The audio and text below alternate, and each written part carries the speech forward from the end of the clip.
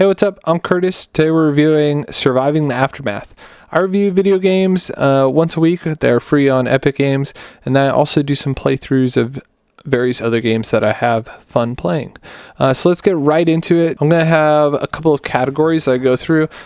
Basically the overall impression, and then I'm going to go through the dialogue and character cast, the world setting, the performance, combat difficulty, customization and downtime, and the cosmetics of the game to kind of guide the review and give you guys a better description of how the game is.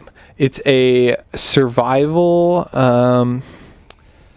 real-time strategy type game, kind of like Civilization and Age of Empires, but also not. It plays like a phone game at first glance, but there's more to it. It's a little bit more in depth than maybe a phone game would get into.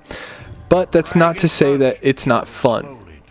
I enjoyed it, especially more than any game that I've gotten free off of Epic Games so far.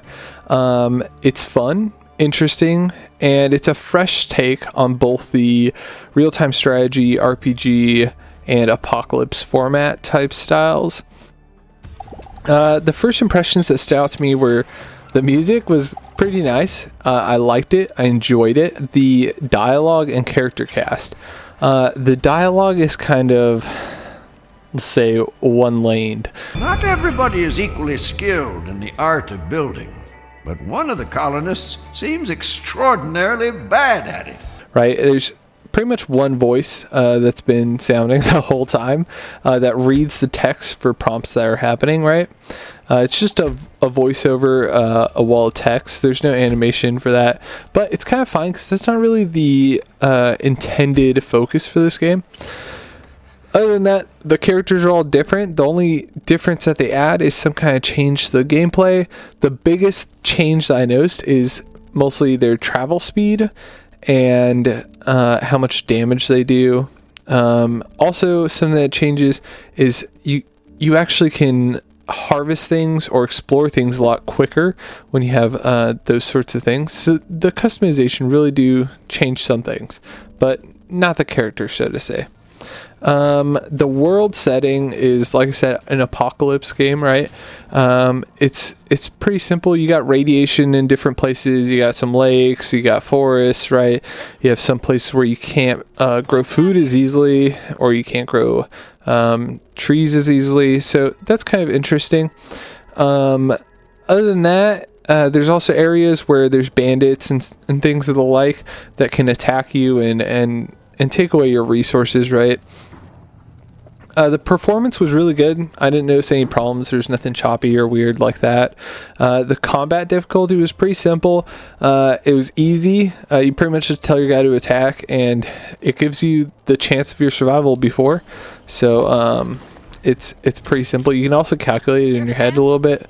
Like if you do 20 damage every hit and they only do 5 damage every hit, and you have 100 health and they have 20 health, you're gonna win, you know? So there's that. It's pretty easy difficulty.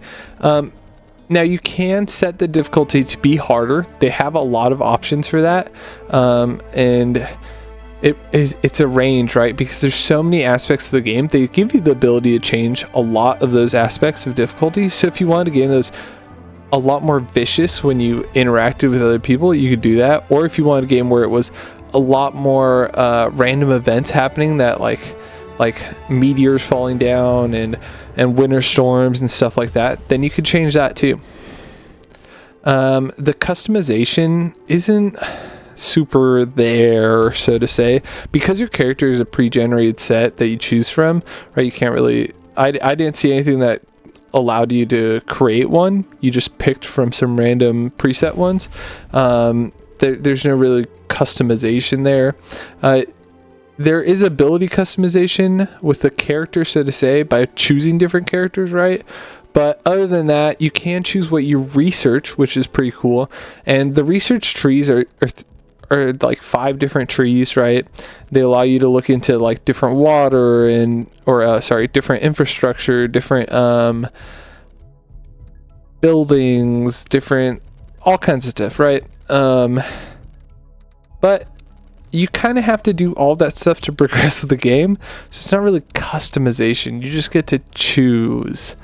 So there's that. You get to choose which one you do first is probably the best way to put it.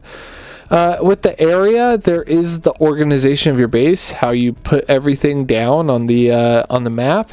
And cosmetically, there isn't really a lot to behold. You get to choose your clan name, or not your clan, your tribe. I forget what it calls it. You can also choose your call, like your motto. And finally, you can choose your flag, which is kind of cool. But for the actual gameplay, you spend most of your time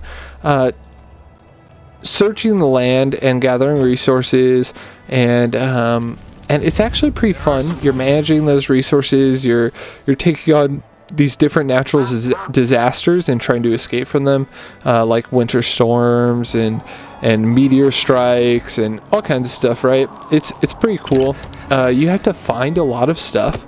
Like medicine or iodine pills for radiation, which is kind of cool because in real life, when someone gets exposed to a lot of radiation, they take iodine pills because it clears up this thing. I forget what it's called, but it takes the radiated iodine out or something. I don't know. Anyway, yeah, it's pretty cool.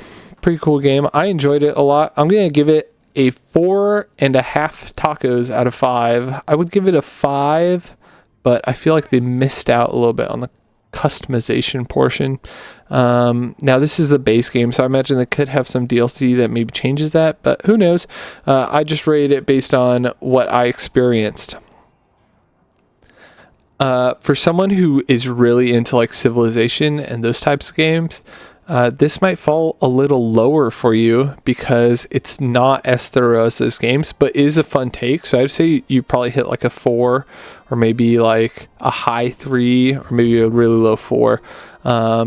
Anyway, yeah, 4.5 tacos. I really enjoyed it. Go try it. Free on Epic Games. Have a good one.